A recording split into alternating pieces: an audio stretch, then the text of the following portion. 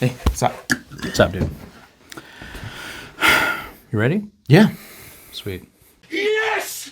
Hell yeah! Hey, come on, baby! Come on! Yes! Hey, everybody, Space Marine Steve here at Hyperspace Hobbies with my good friend Ian, and we are back. Took a little bit of time off. Got to recharge them batteries. Get our Tesla coils fully powered up. Exactly. So we took a little bit of a breather, but we're back, and what a time to be back. Oh yeah, Space Marine's got a lot of little changes. Yeah. So Little today, 5 points here, 10 points there, just a little 75 points somewhere. 75 points somewhere. So today we're gonna just talk about the buffs and the nerfs and the tweaks and the twogs. Space Marines got with this last Ministorum Field Manual, and I mean, let's start with the ups. Let's start with the buffs. Alrighty. Right, like let's get buff. Get to the big man, the big buff man. The big buff man. He's the biggest and the G. buffest. The G. The G, the original G. So the G-Man went down to 285 points. So it's a 65 point drop. Woo, baby, that's the stuff. And if you're not fully aware, he also got the ability to walk through ruins. That was what That was the last time. The last update. But nobody really cared because it was 350 points. Yeah, it's a little too points. expensive to even care about. So now he can walk through baseline ruins, and he's 285, which is incredible. It's huge. What do you think? Do you think this is? I mean, obviously you're going to see him more in lists just because people are going to be testing it out. What do you feel? Do you think 285 is a good spot for G-Man? I always had it in my head that the right spot for G-Man is between 280 and 300. 350 was definitely far too much. Yeah. 250 is not enough. And I think that anywhere between 280 and 300 is the sweet spot for this dude. And I feel like 285 is a fair point cost, but not an auto take point cost. Yeah, it's not like a spam. If it was 250, he'd be spammed for sure. You'd see him in every Space Marine list. Every single space. Like, if he was 250, you take him all the time. Yeah. Right? But 285 is actually, like, now we're in arguable land. And I love it when units are in arguable land. Mm-hmm. And any unit that, like G-Man here, can come back, has a chance to come back, like Angron, Guilliman. Those are so difficult to point, especially when they're those big models. Like a couple of Necron guys coming back here and there, that you can kind of do the math on and see how that's going to work. But whether something, a 400-point unit comes back or doesn't, is such a huge swing in the game with things like Angron, and now G-Man, he's a 285 and he might come back. How do you think they do the points for something that might come back? Do they just break the percentages down? I don't think, no, honestly, I think they just go to the pub every so often, like kind of get loaded and argue about it. Cool. Like, I think that's the science. Essentially what we do. Essentially what we do, yeah. Okay. So moving on, Termies, so Terminators. They went down 5 points. So they went down 1 point per model. They went from 35 points to 34 points per model. Not bad. Not bad. Like, Terminators were already decent. Maybe not hyper competitive, but they were already decent. I think down at 170. Will you see them in the competitive lists? Maybe. Suppressors also down. This is an interesting unit that really does not get tabletop play at all because they're sort of overshadowed by a bunch of other units that are in the same point cost or do the same thing but do it so much better. I do really like suppressors. Their ability is really interesting. With they shoot, if they hit, they essentially drop your opponent's ballistic skill by 1. So I think that's really important in a lot of lists. And they deep strike. Do you know what suppressors really need? A purchasable kit. Yeah, I don't know if suppressors are going to be around for too much longer because I want them to finally get a kit where they have a second weapon. Yeah, if they had like a medium heavy plasma incinerator or just a rocket launcher, just an underslung rocket launcher. No, it's not going to be that. It's going to be a las fusel. I bet you anything. Okay, it would be if they were going to do it. I think that they would give them las fusels. What if they give them the Desolation Marines? Gun. All right. Yeah, I know you love those guys. We're moving on. You love them. So Reavers went down 10 points, and Reavers to 75 now are great. You think 75 is great? I think so, no, but I think that 75 is better than it was before. Of course, yes. Where before you would look at them to intercessors and be like, oh, I don't know. But they're a really cheap deep striker unit. They're like the cheapest deep strikers along with suppressors in the entire book. And they have a little fear aura, right? That's their thing. The little fear aura, plus also the ability to ignore vertical movement measurements. Oh yeah, grappling hook. The grappling hooks, and they can deep strike. And I use them to deep strike. The deep striking is great. But the deep strike in combo with ignoring height is actually pretty interesting. You can get yourself, depending on the terrain, they're very terrain dependent, but you could drop on like a really high piece of terrain and then just get off that terrain and move 6, which could be really good. Yeah, and it'd be like, oh, I'm all the way up here. You can't get to me. Yep. The downside to that is you can't do the old trick of like, I deep strike way up here and then I charge something that's right here. Yeah, because it's horizontal. Everything is horizontal measurements. But yeah, you could go like way up here and then suddenly drop down onto objectives, and it's very cool. I think that is like such high level play though that even the people that are so good at this game probably wouldn't lean into it because it's just so complicated already. Yeah.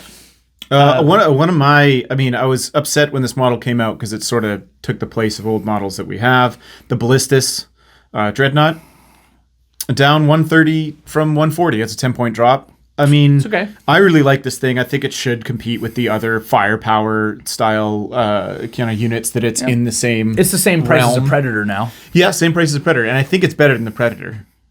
Probably. If it shoots at something that's full strength, it rerolls. Yeah. So the thing with this versus a Predator though is it doesn't move quite as fast as a Predator. True. But it does have more toughness. It has more toughness, and it has better save. Yep. And so it's good. Arguably the same sort of firepower. Yeah, are about the same. Like 3 last cannons, one of them twin linked, or 2 last cannons, 2 missile launchers. Tough and annoying. Where this goes, I'm sitting on this objective way back here and shooting this way. How effective that shooting is all depends on hits and saves and stuff like that, where the Redemptor Dread, even if it biffs everything, it's still sitting somewhere your opponent really doesn't want it. Yeah, board presence is a thing, and the Ballistus is trying to avoid being a board presence thing. Yeah, exactly, okay. Right? I get that. Phobos Captain, down 10 points. Okay. Sure, whatever. I don't hate it. I don't hate it either. Like, we may as well give it a shot, I guess. I don't know. Like, yeah. If you're playing if you're playing like the Raven Guard detachment and you're leaning into Phobos, like why the hell not? Get the hell in there. 10 points for him. He's not really seeing any play. No. Any Space Marine list I've seen, he's not in it. Because you can't get him to hit hard enough. That's the problem with all the Phobos units. Yeah. You can't get him to hit hard enough. Heavy Intercessors down 5 points. I know you do like those heavy Intercessors. I do. I took a lot of them out of my Imperial Fist list because their weapons are heavy and assault, which is great. But in Pariah Nexus, not being able to action after you advance, kind of like took the wind out of my sails on those. Yeah, it made them a lot less effective. I see that. But they are really efficient. Points per wound and the high toughness is good. Like 95 points for 15 wounds at toughness 6 with a 3-up save is rock solid. Yeah.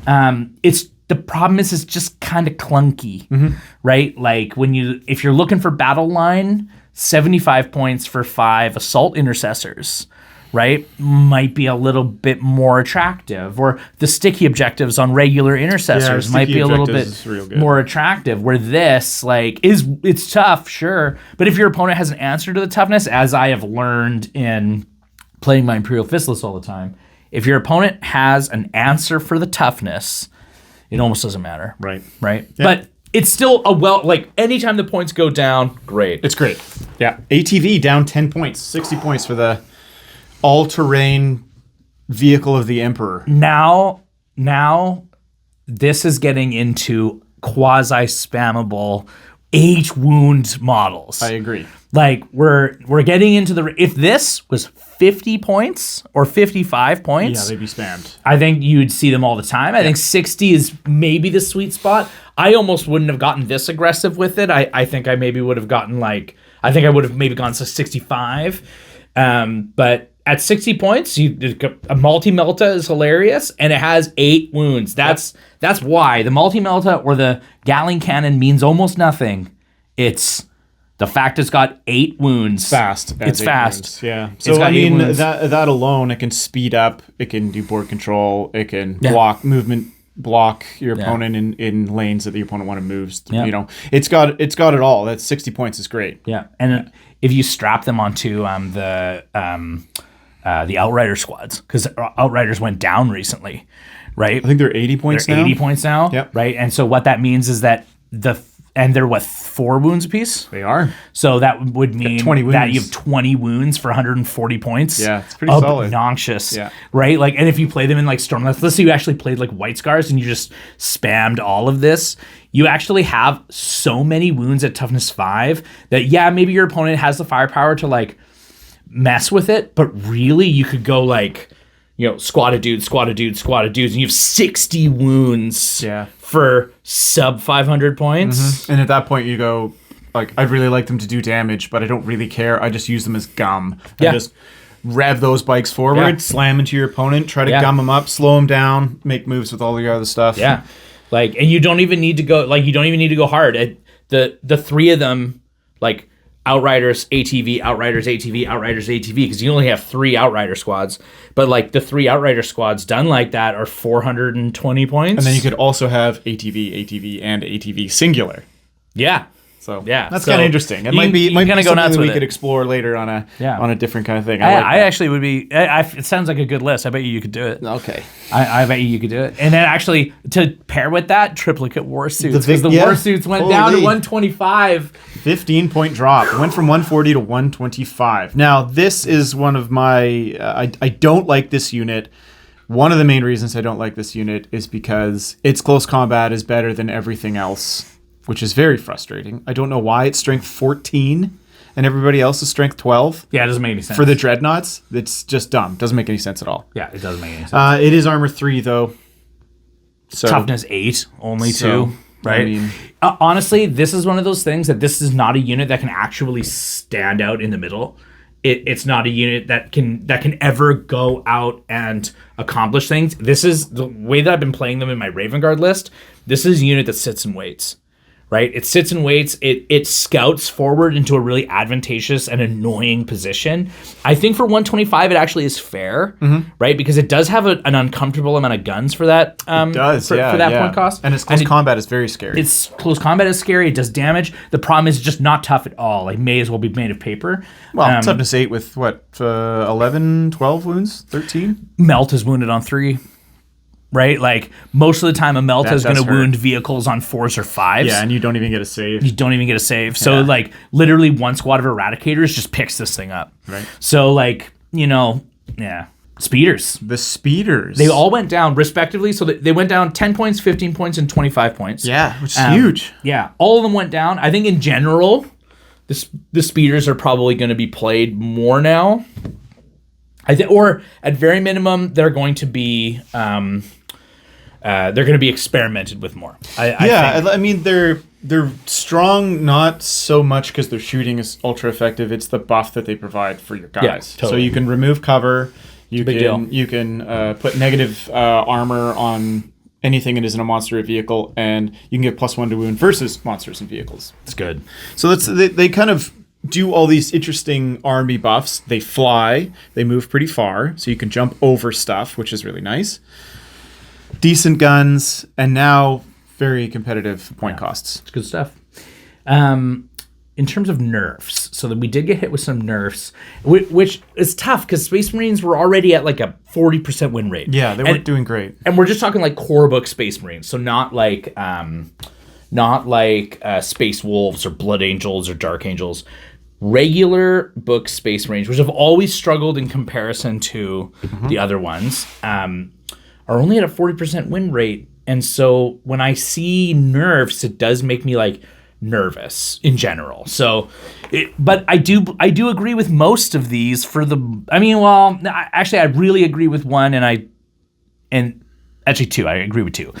Eradicators up 5 points from 95 to 100. Okay. That's not that bad. It's not that bad. If it does somewhat feel a little unnecessary, but at the same time, okay, sure. Yeah. The Apothecary Biologist, this one, I I viscerally disagree with. Yes. And we'll get to why. But Apothecary Biologist went from 55 points to 70 points. Huge. Huge jump and totally unnecessary. Yeah. Jump Intercessors go up 10 points. I agree with. That's fair. Yeah, that is That's fair. not too Because bad. 80 points was ridiculous because they were the same price as Intercessors. Yeah. And you're like, why would I ever take Intercessors? Yeah, when- no, that seemed really weird. Yeah. But So, it was a too new cheap. kit, and I think it was the new kit. Try to sell new kit. But 90, I think, is fair. I actually think that's I fair. agree with 90. Yeah, I agree with 90. And Jump Van Vets. Went to 110. They were like 105 before, and now they went up. Why? I don't even know who was running them. Who knows? I don't know. But the big one, and this goes with our 3 points increase combo, is Fire Discipline. So now you have the Apothecary went up 15, Fire Discipline goes up 10, and Eradicators goes up 5. So all those 3 things are a combo. Yeah. It's that Fire Discipline Melta combo. Yeah, they were all used in conjunction. You took 6 Eradicators, so 2 multi-meltas, an Apothecary Biologist with the Fire Discipline to give them both lethals and sustains, and then criticals would trigger on 5s in the Devastator Doctrine. And you would effectively kill whatever monster or vehicle that you wanted because of all the rerolls. Yeah. And instead of really thinking through what the problem is, they just nerf everything.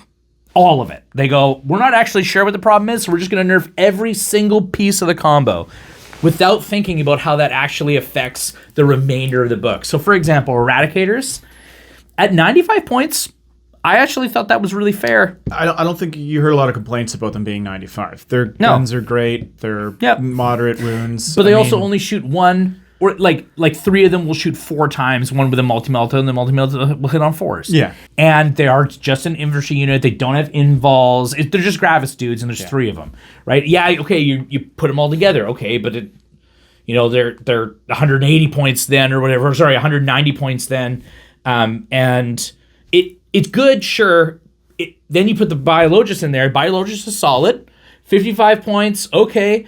It's lethals, that's good. No defensive abilities, no good combat, no good shooting on his own. If you were to take Eradicators and the Apothecary and you were to put them into any of the other detachments, it's not as scary. Right. The Fire Discipline is what made it good. So you're saying the Apothecary's points bump is sort of a paying for the sins of the Gladius Fire Discipline. Absolutely. Yeah. In all the other detachments, it was not a problem at all, right? And so they just don't seem to be able to dial in that the detachments create rules that make these units a problem, and so make those things cost points and leave the unit kind of alone, because if you take that unit and you shunt it into a different detachment, suddenly it gets bad. The 6-man squad of Eradicators, 200 points, Apothecary, 70 points, Fire Discipline, 40 points. What is that, 310? Yeah. That's a pricey unit. 310 points is very pricey. But the thing is they can quite easily, in one turn, make up their points. Yep, they could. So is this problem solved just by throwing points at it? They're trying this first, and that's their philosophy. The first, they always say when in those meta updates and whatever, they say the first, lever we have to pull when trying to balance things are points. But I feel like a surgical change to just Fire Discipline would have made, like, let's say they said the Fire Discipline costs 50, and then they left everything else the same. Fair. Yeah, I would be like, oh, okay, that's the actual problem. Right, yeah. Problem isn't the And I would Eradicators. still take it at 50. Yeah. That's crazy. Yeah. And that's what you want. You don't want to price something out. You want to price it fairly. Exactly. So if you go look at it, you go, it's 50 points. Okay, I'm still taking it. Yep. I think that's fine. Yeah. But if they go, okay, Fire Discipline is 95 points, and everyone just goes, nope, absurd, stupid, Absurd. never going to play it. And then now they what's just the point? don't take Gladius. Yeah, And they and- switch to something else. Yeah, But because that is like at 50, it's a staple of Gladius. yeah, exactly. But at 50, 50, 55 or whatever, basically take all the points ups that you did on all of those units and slam it on. So let's say Fire Discipline was 10, Apothecary Biologist was 15, and Erad's was 5, which means it goes up by 30. So that means that they could have priced the Fire Discipline at 60, left everything else the same, and it probably would have been fine. And I would take it at 60. Then I think it's fair. Then I think it's fair, right? But they didn't do that surgical change. They just hit everything. Yeah, they just everything got smashed. Anyways, what do you feel all in all? I mean, I think I'm excited to see Guilliman on the table. Yeah. I think a lot of the points changes very minimal. Some of them were like kind of strange, but Yeah. overall, I think it's a good, healthy mix-up. It might force people to make lists that they're not thinking of, and thus give Space Marines a better win rate. Yeah. It might be like a tactical swing into giving them more options that people aren't playing because they just want to run forward and smash their arm. I'm optimistic that this is going to make some positive change. Looking at the units that have been listed on their buffs, like the buff column, I don't think that those units themselves are quite good enough to, even with a points difference, make big splashes in like a competitive scene. In terms of Basement Hammer, like if you're just playing casually with your friends, these are some great options to now start choosing. Like in terms of big tournaments and whatever, I don't know. People might just start pivoting away from Space Marines. For the more hardcore guys like me that just play them no matter what, good or bad, like things I'm going to try G-Man a little bit. I think I might really start squeezing Terminators into lists and stuff. A points change in Warhammer is always fun because it changes stuff. Yeah, right? Kind of keeps this whole thing moving. Yeah, it's that Warhammer is just a waterbed. It's all just jiggles around, right? And if you guys want to jump around on the waterbed with us, I should edit that out. You should like and subscribe. He's not going to edit it out. You should like and subscribe. You should. And join us down in the comments. What stands out for you with this Space Marine points update? And did your list change a lot? Or did it change a little? Are you going to be playing Guilliman? I bet you are. Yeah, you are. Bet you I can see it in your freaking face. From here at Hyperspace Hobbies, thanks for welcoming us back, and thanks for being fans of the show. This is Space Marine Steve. I'm your good friend Ian, signing out. Bye-bye.